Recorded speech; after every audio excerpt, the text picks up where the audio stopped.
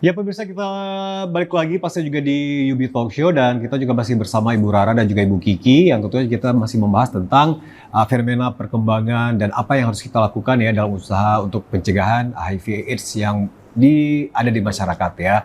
Nah, jadi ini kita lanjut lagi ya Bu Rara, Bu Kiki ya. Nah, jadi sebagai apa namanya instansi pendidikan tinggi yang salah satu agen perubahan ya untuk apapun itu di masyarakat. Nah, jadi bagaimana nih mahasiswa dan tentunya juga berkolaborasi bersama dosen gitu ya, itu bisa bekerja sama dalam membentuk apa namanya perguruan tinggi atau juga instansi pendidikan tinggi sebagai agen perubahan dalam melawan, mencegah dan memberikan apa namanya pengetahuan tentang HIV dan AIDS ini di masyarakat.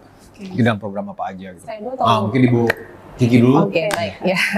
Baik ya, Pak Arnya, tadi juga sudah saya singgung di awal bahwa instansi atau perguruan tinggi merupakan salah satu tombak dalam mengubah paradigma bagaimana HIV/AIDS ini sebenarnya harus disikapi ya.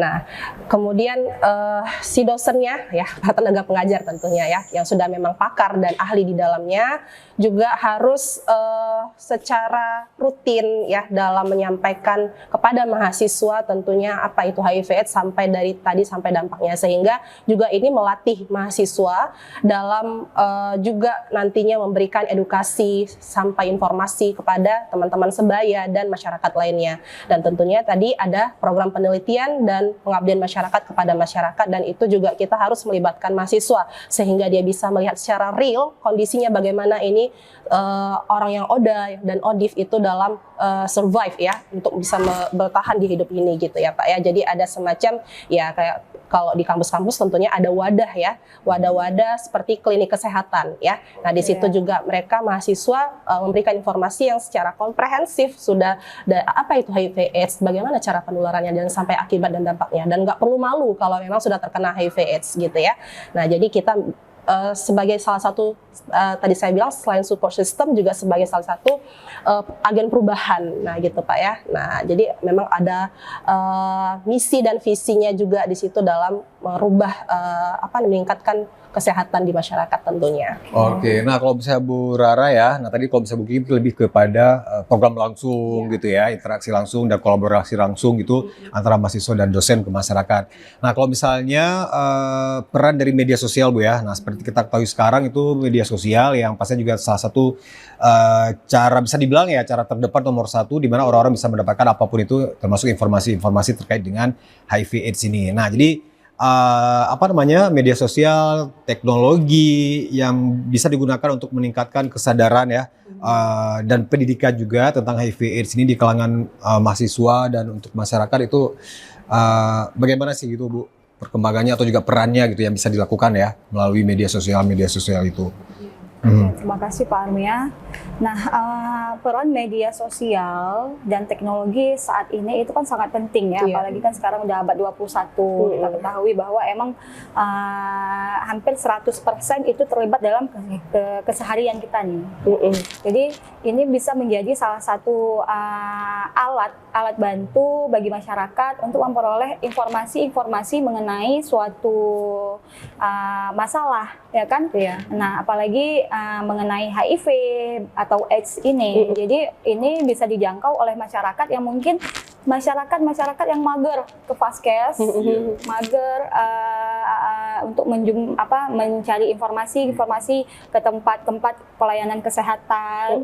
Jadi kan kesehariannya mereka pastilah ya menggunakan internet ya kan yang dijadikan untuk mencari informasi-informasi. Nah, mungkin saya harap di sini ada bagi masyarakat lebih meningkatkan kesadaran diri, ingin mengetahui apa sih itu HIV/AIDS, ya kan, bagaimana dampaknya, bagaimana cara penularannya, bahkan hingga pencegahannya, gitu. Nah, itu harus memberikan kesadaran yang sangat tinggi bagi masyarakat, ya kan, dengan kita ketahui bahwa sangat tinggi angka kasus kejadian yang saat ini terjadi seperti itu. Nah, melalui media sosial inilah gitu, jangan hanya melihat hal-hal yang mungkin tidak memberikan manfaat seperti itu ya Pak Armia ya, tapi kita gunakan media sosial ini sebijak-bijaknya ya, be smart player gitu ya, bisa be smart user ya.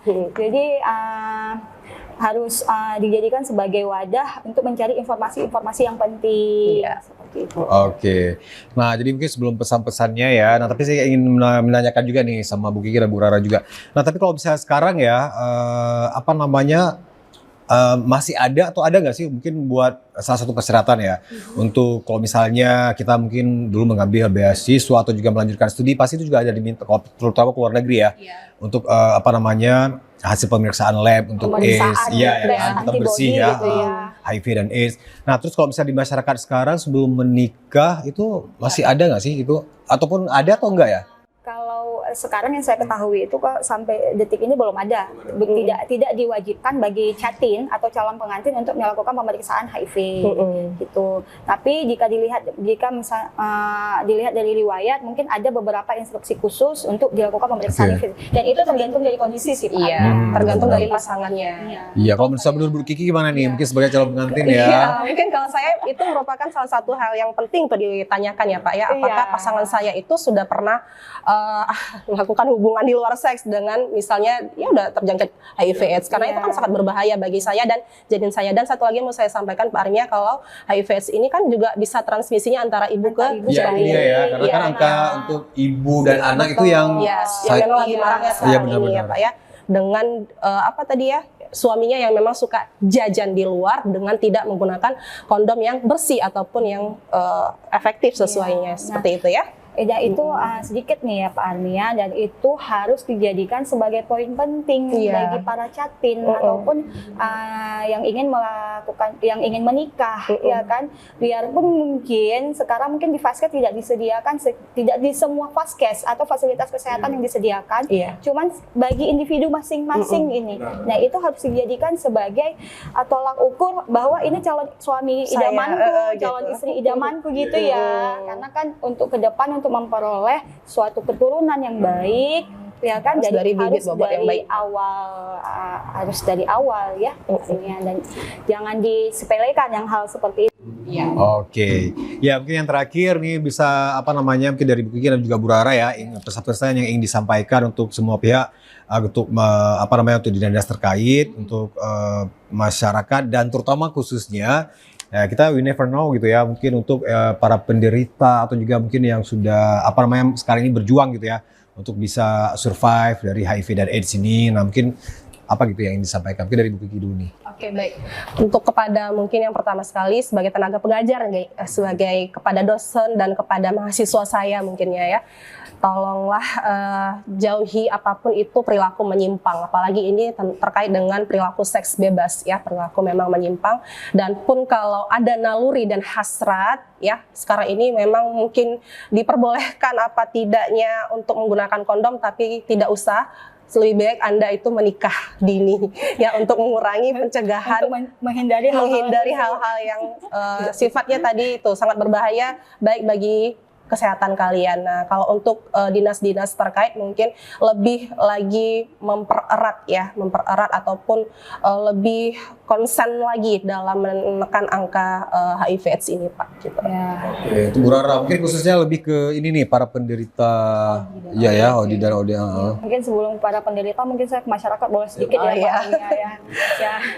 Jadi kan penderita HIV/AIDS ini kan dia tidak memandang usia ya. Yes. Ya bahkan bayi aja bisa terserang gitu kan. Nah, melalui transmisi dari ibu ke bayi tadi. Nah, jadi mungkin agak sedikit pesannya di sini ya, kita lebih mendalami ilmu agama ya kan, biar kita mengetahui bahwa bagaimana antara perilaku atau bersikap terhadap lawan jenis ya kan, dan ini menjadi suatu batasan untuk suatu batasan bagi kita biar tidak ya mengalami hal-hal yang tidak kita inginkan seperti itu. Dan kemudian juga harus sadar diri ataupun mencari tahu informasi-informasi atau ilmu pengetahuan mengenai HIV dan AIDS ya.